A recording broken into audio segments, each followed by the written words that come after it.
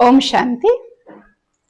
આજની આપણી પ્રેરણાદાયક વાર્તા છે યમરાજાની અને એક યુવકની.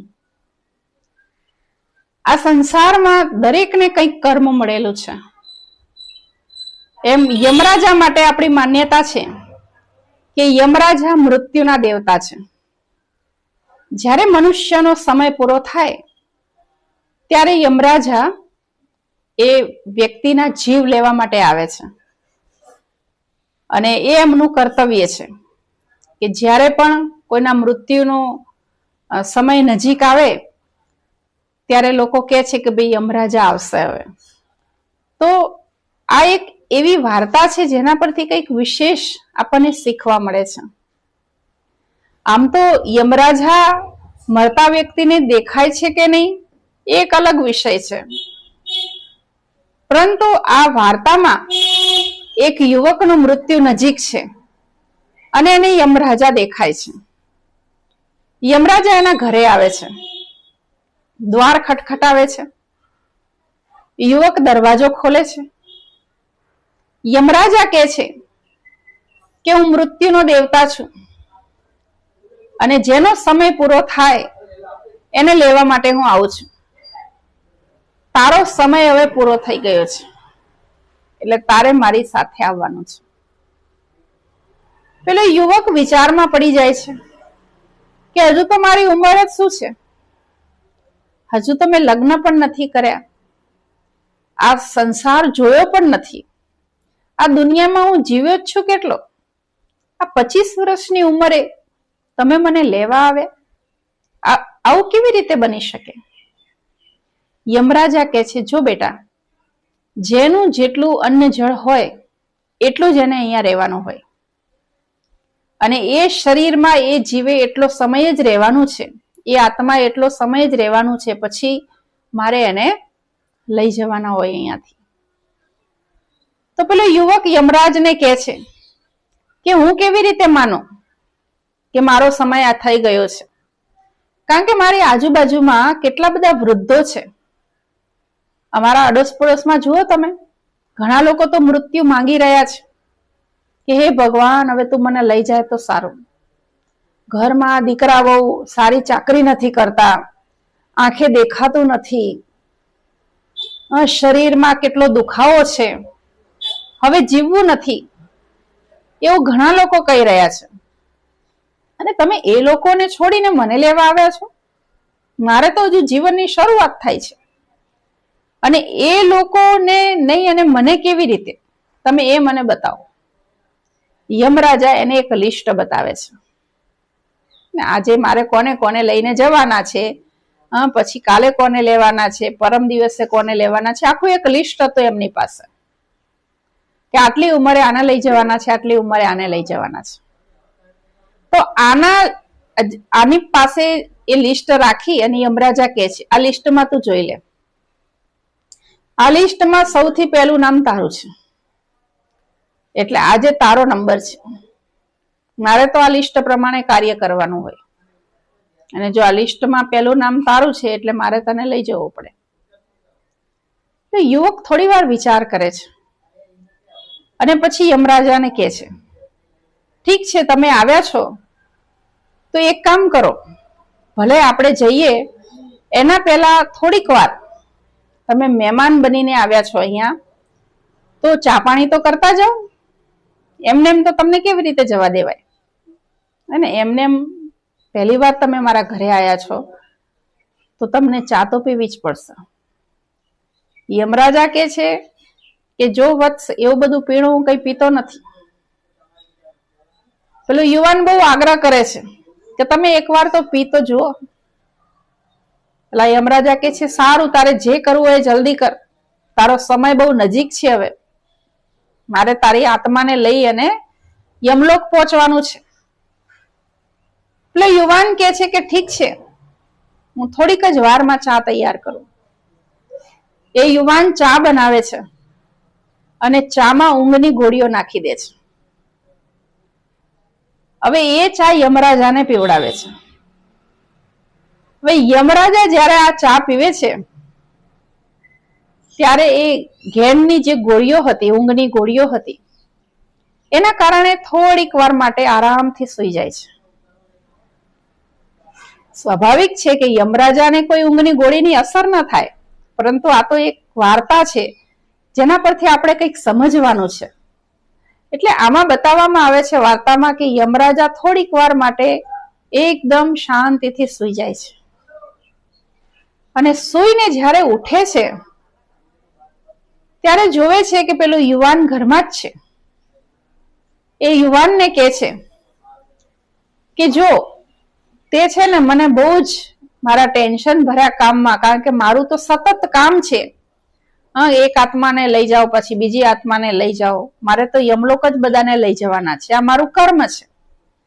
તો મારા કાર્યમાં મને થોડીક વાર તે શાંતિ આપી છે, એટલે તે મને જેવી રાહત આપીને એમ હું પણ થોડી તને રાહત આપવા માંગુ છું. કોઈ પણ આત્માએ જવાનું તો છે જ, પરંતુ થોડોક સમય માટે તને રાહત મળે એવું હું કરી શકું. એટલે હું શું કરીશ, હવે તારું જે પહેલું નામ છે ને ત્યાંથી શરૂઆત કરવાની હતી, એના બદલે શું કરું, નીચેથી શરૂઆત કરી, નીચેનું નામ છે ને ત્યાંથી શરૂઆત કરું. આ યુવાન તો એકદમ માથું પકડીને બેસી જાય છે, વિચાર કરે છે કે આવું કેવી રીતે બની શકે, કારણ કે યમરાજા જ્યારે ચા પીને સૂઈ ગયા હતા ત્યારે આ યુવાને શું કર્યું હતું, એ જે લિસ્ટ હતું ને જેમાં એનું પહેલું નામ હતું, એને ચેકી અને એનું નામ છેલ્લે લખી દીધું હતું કે જ્યારે યમરાજા આ બધા લોકોનું મૃત્યુ થઈ જાય ને પછી છેલ્લે મને લેવા આવે એટલે મારી ઉંમર પૂરી થઈ જાય. એવો વિચાર કરી અને લિસ્ટમાં પોતાનું ઉપર નામ જે છે વ્હાઇટનરથી ચેકી નાખ્યું. આજકાલના જમાનામાં તો વ્હાઇટનરથી નામ ચેકાઈ જાય. વ્હાઇટનરથી નામ ચેકી નાખ્યું અને છેલ્લે નીચે લખ્યું. અને છેલ્લે જે નીચે નામ લખ્યું હતું એને વિચાર્યું કે મારો તો હવે કેટલા સમય સુધીની શાંતિ, કારણ કે આટલા બધા લોકોને વચ્ચે યમરાજા લેવા જશે ત્યાં સુધીમાં તો હું 70-80 વર્ષનો થઈ જઈશ, મારું આયુષ્ય પૂરું થઈ જશે. પરંતુ જેવા યમરાજા બોલ્યા કે હું તારાથી બહુ ખુશ થયો છું વત્સ, કારણ કે તે મને ખૂબ સુંદર પીણું પીવડાવી છે અને એનાથી મને બહુ શાંતિનો અનુભવ થયો, મને મારા કાર્યમાં થોડોક સમય રાહત મળી, એટલે હવે હું ઉપરથી નહીં નીચેથી શરૂઆત કરીશ. જ્યારે યમરાજા આવું બોલ્યા ત્યારે યુવકને સમજાઈ ગયું કે મૃત્યુને કોઈ ટાળી નથી શકતું. એણે મૃત્યુને ટાળવાનો પ્રયત્ન કર્યો કે નામ મારો ઉપરથી નીચે આવી જશે, પરંતુ યમરાજાએ નીચેથી શરૂઆત કરી. યમરાજાને ખબર નથી, પરંતુ વિધિના વિધાન પ્રમાણે એમની યમરાજાની બુદ્ધિમાં એનું નામ પહેલું જ આવ્યું, ભલે નીચેથી લીધું તો પણ પહેલું જ આવ્યું. તો આ નાનકડી વાર્તા ખૂબ સુંદર પ્રેરણા આપે છે. મનુષ્ય ઘણીવાર એવું વિચારે છે કે જો આમ નહીં આમ કરત તો આમ થાત, અથવા આવું ના થયું હોત તો મારા પિતાજીનું મૃત્યુ ના થયું હોત, મારી માને જો હું સમય પર દવાખાને લઈ ગયો હોત કે લઈ ગઈ હોત તો એ કદાચ આજે હાજર હોત.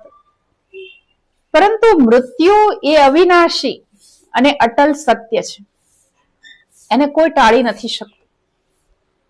આપણે ગમે તેટલો પ્રયત્ન કરીએ, પરંતુ જે વિધિમાં લખેલું છે વિધિનું વિધાન ટાળી નથી શકાતું.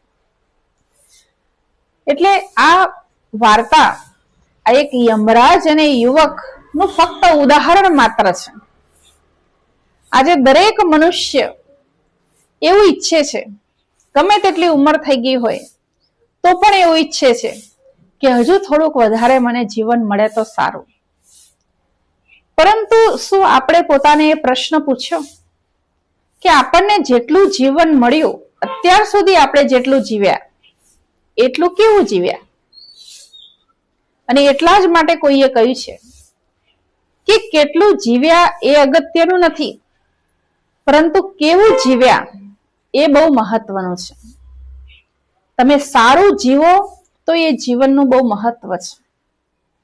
બાકી બહુ લાંબુ આયુષ્ય તમે જીવ્યા પરંતુ ક્યારે કોઈને કામ ન લાગ્યા, પોતાનું જીવન શ્રેષ્ઠ જીવન ન જીવ્યા, લાલચમાં, ઈર્ષામાં, ક્રોધમાં જીવન પૂરું થઈ ગયું, તો તમારું જીવન ભલે ગણતરીમાં લાંબા કલાકો છે, લાંબા વર્ષો છે, પરંતુ એ કોઈ લાંબુ જીવન નથી, જોવાની રીતે લાંબુ છે. તો આ નાનકડી વાત આપણે જે એંગલથી જોઈએ એ એંગલથી આપણને કંઈક પ્રેરણા આપે છે. આપણે મૃત્યુ વિશે વિચારીએ કે કદાચ આપણું શરીર સ્વસ્થ હશે તો લાંબુ જીવીશું, તો પણ આપણે વિચારી શકીએ કે જે સમય નક્કી છે એને કોઈ ટાળી નથી શકતો. આપણે કોઈ સંબંધીઓ વિશે વિચારીએ કે મારા સંબંધી જો આમ ન થયું હોત, આમ કર્યું હોત તો થોડુંક લાંબુ જીવત, તો એ પણ આપણે વિચારી શકીએ આ વાર્તા પરથી. કે પેલા યુવાને વિચાર્યું કે મારું પહેલું નામ છે ને હું છેલ્લું લખી દઉં, તો યમરાજાને ઉઠીને તરત શું પ્રેરણા થઈ? એ એને રાહત આપવાની રીતે બોલ્યા, પરંતુ પ્રેરણા તો એ જ થઈ કે હું હવે નીચેથી શરૂઆત કરીશ લિસ્ટ. તો જ્યારે તમારું નિશ્ચિત છે મૃત્યુ, ત્યારે એ થવાનું જ છે. મૃત્યુ એ આપણા હાથમાં નથી, પરંતુ જ્યાં સુધી જીવન છે ત્યાં સુધી કેવા કર્મો કરવા, કેવા વિચારો રાખવા, કેવું જીવન જીવવું એ આપણા હાથમાં છે. તો આપણે સારું જીવન જેટલું જીવીએ એટલું જીવી લઈએ, જેટલો સમય જીવવાનું છે એટલો સમય સારું જીવન જીવી લઈએ, એ આપણા હાથમાં છે. તો આ નાનકડો પ્રસંગ, નાનકડી વાર્તા જરૂર તમને બધાને પણ કંઈક પ્રેરણા આપતી હશે. શું પ્રેરણા આપે છે ચોક્કસથી કોમેન્ટમાં જણાવજો અને બીજા લોકોને પણ શેર કરજો. ઓમ શાંતિ.